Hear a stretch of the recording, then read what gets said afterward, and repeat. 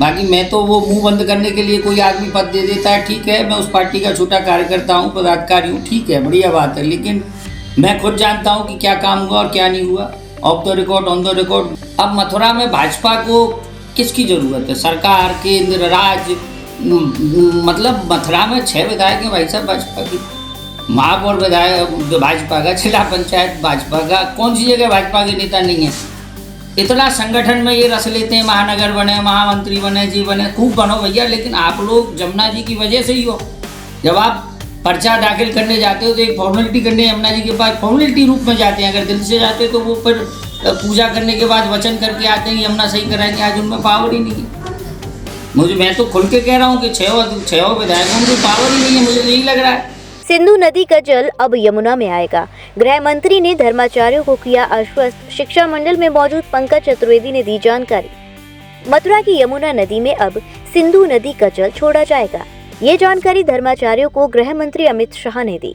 दरअसल गृह मंत्री अमित शाह से मिलने धर्माचार्य वैष्णव पीठाधीश्वर द्वारकेश लाल के पुत्र आश्रय लाल ने उनके घर पहुंचकर उनसे यमुना के जल की कमी और प्रदूषण से मुक्ति की शिकायत की। इस दौरान गृह मंत्री ने बताया कि सिंधु नदी का जल जो पाकिस्तान को दिया जा रहा है, उस संधि पर भारत सरकार समीक्षा कर रही है। जल्द ही सिंधु नदी का जल भारत की अन्य नदियों में छोड़ा जाएगा। गृह मंत्री अमित शाह द्वारा दी गई जानकारी को आश्रय लाल ने ब्रज के प्रमुख संत रमेश बाबा को उनके बरसाना स्थित आश्रम पर पहुँच कर दी। इस घटनाक्रम के साक्षी रहे पंकज चतुर्वेदी ने मल्टी न्यूज 24 इंडिया को बताया कि गृह मंत्री भारत सरकार का ये बयान निश्चित रूप से यमुना नदी की बदहाली में सुधार आ जाएगा। अभी आपके द्वारा और द्वारकेश लाल जी के द्वारा गृह मंत्री जी से मुलाकात हुई, क्या कुछ हुआ वहाँ पर, किस तरह की वार्ता हुई और उसके क्या निर्णय होंगे, क्या परिणाम निकलेंगे?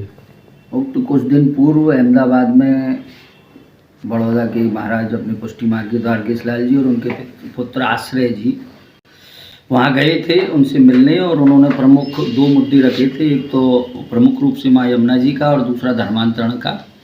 तो जब यमुना जी के विषय में जब बात हुई तो वो स्वयं पुष्टि मार्ग के अनुयायी हैं, स्वयं वो जो है गृह मंत्री जी स्वयं, और उनकी पत्नी तो हर महीने मथुरा में आके पूजन करना सब विदित है। तो उन्होंने ये कहा था कि ये काम 2018 में होना था गृह मंत्री के मुताबिक, लेकिन वो जल समस्या जो रहती थी राज्यों के समझौते की, उस वजह से वो फंस जाता था। लेकिन एक बहुत बड़ी बात हुई है, जैसे अभी कुछ दिन पूर्व मध्य प्रदेश में बेतवा नदी और इनका जो एक ऐतिहासिक फैसला हुआ है, जैसे अटल जी का जो निर्णय था कि नदी से नदी जोड़ने का, एक ऐतिहासिक अभी मध्य प्रदेश में कुछ दिन पूर्व पाटिल जी जो जल शक्ति मंत्री हैं और मुख्यमंत्री हैं वहाँ के मोहनलाल जी, उनके साथ हुआ है। उसी प्रकार से एक बहुत बड़ी घटना हो रही है कि इस साल 2024-26 जनवरी को जो पाकिस्तान को सिंधु नदी का जल दिया जाता था, वो जल जो है अब उसका समझौता मतलब पूरा हो रहा है। तो उनके कहने के हिसाब से ये था कि उसमें से कुछ जलधारा पंजाब के माध्यम से हरियाणा में लेके और उसको यमुना नदी के मतलब उसकी पूर्ति करी जाए कि जो अगर जल कम रहता है तो वो भरा रहे, बना रहे। तो उसी में यमुना जी का जब हरियाणा में सिंधु का पानी पहुँचेगा तो यमुना जल भी बचेगा, तो अपने मथुरा को उसको पूर्ण रूप से पहले मथुरा को जल की व्यवस्था बनी रहेगी, जिससे कभी भी आगे कभी दिक्कत नहीं आए। जैसे बाढ़ के समय में पानी की वो होती है और 12 महीने सूखा रहता है, ऐसा नहीं रहेगा। और उसके बाद तो जो ये रिवर फ्रंट का चल ही रहा है, घाट बनने का कार्य अभी शुरू भी हो चुका है, उसकी कुछ राशि आवंटित हो चुकी है। लेकिन ये बात भी सत्य है कि जितना पैसा सरकारों ने दिया उस हिसाब से काम अभी तक नहीं हुआ, लेकिन अब ऊपर के जो हैं नेता और पदाधिकारी और उनका ये निर्णय है कि ये कार्य हो जाए। तो उसी चीज़ को बताने के लिए अभी 2 दिन पूर्व जो गए थे गृह मंत्री जी के निवास पर अहमदाबाद में द्वारकेश लाल जी के पुत्र आश्रय जी, तो वो मथुरा आए स्वयं और उन्होंने मुझे बुलाया और मुझे बताया और मुझसे कहा कि मुझे ये बात संत रमेश बाबा जी को विदित करनी है और उनके दर्शन करने। तो उन्होंने जब ये बात बताई तो काफ़ी हर्ष बना, लोगों में कुछ आस जगी कि बारिश के अलावा भी यमुना जल कैसे बना रहे, उसके लिए क्या किया जाए, या पाइपलाइन के माध्यम से लाया जाए या 4 राज्यों का समझौता उसके माध्यम से आया जाए। तो उसकी एक जो है मांग थी हम लोगों की, अविरल निर्मल यमुना जी की। अब वो लग रहा है कि जिस हिसाब से ये कह रहे हैं तो मार्च अप्रैल तक हमें आगे जल की कमी न पड़े, ऐसा मुझे लग रहा है। मतलब गृह मंत्री ने पूर्णतः आश्वस्त किया है कि सिंधु की एक धारा यमुना में मिलाई जाएगी जिससे कि जल संकट की जो स्थिति है वो दूर हो जाए। हाँ, ये भी है।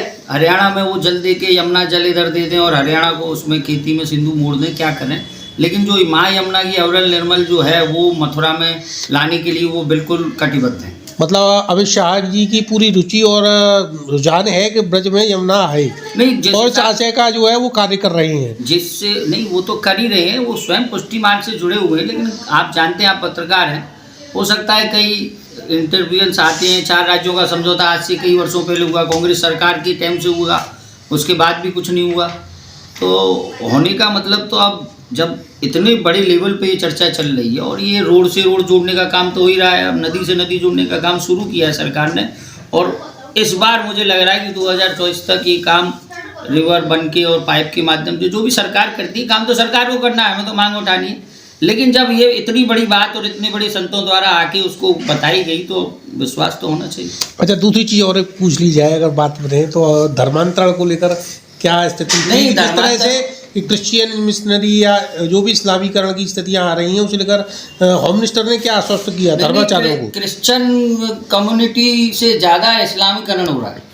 क्रिश्चियन कम्युनिटी तो गुजरात में तापी क्षेत्र में, आदिवासी क्षेत्रों में, जहाँ भी आदिवासी क्षेत्र है वहाँ ज़्यादा हो रहा है, वह ठीक है। लेकिन अब तो इस्लामीकरण और हो रहा है, उसको एक्सेप्ट किया है, उसको रोका जाएगा, सरकार कानून बनाएगी।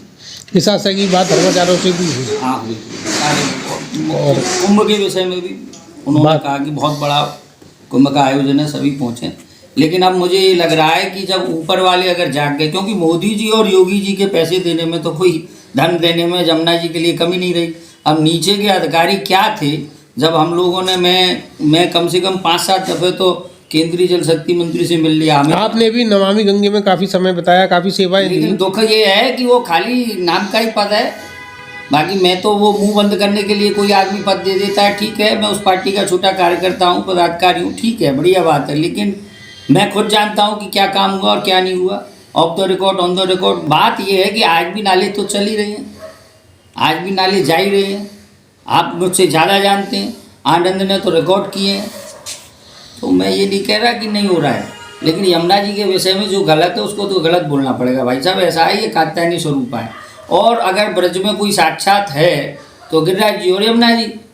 अब कई वृंदावन के मेरे मित्रों कह रहे हैं कि अरे पंकज भाई अब काल हरो यमुना जी तो लुप्त है। कि मैंने उनसे ये कहा कि अगर यमुना जी और गिरिराज जी ब्रज से लुप्त होगी तो धराई खत्म हो जाएगी भाई साहब। तो कई लोग पार्टी के निहित स्वार्थों में, आप एक बार बताओ, अब मथुरा में भाजपा को किसकी ज़रूरत है? सरकार, केंद्र, राज्य, मतलब मथुरा में 6 विधायक हैं भाई साहब भाजपा की, महापौर विधायक भाजपा का, जिला पंचायत भाजपा का, कौन सी जगह भाजपा के नेता नहीं है? इतना संगठन में ये रस लेते हैं, महानगर बने, महामंत्री बने, जी बने, खूब बनो भैया, लेकिन आप लोग यमुना जी की वजह से ही हो। जब आप पर्चा दाखिल करने जाते हो तो एक फॉर्मेलिटी करने यमुना जी के पास फॉर्मेलिटी रूप में जाते हैं। अगर दिल से जाते तो वो फिर पूजा करने के बाद वचन करके आते हैं यमुना सही कराएंगे। आज उनमें पावर ही नहीं है। मैं तो खुल के कह रहा हूँ कि 6 विधायकों में पावर ही नहीं है, मुझे यही लग रहा है।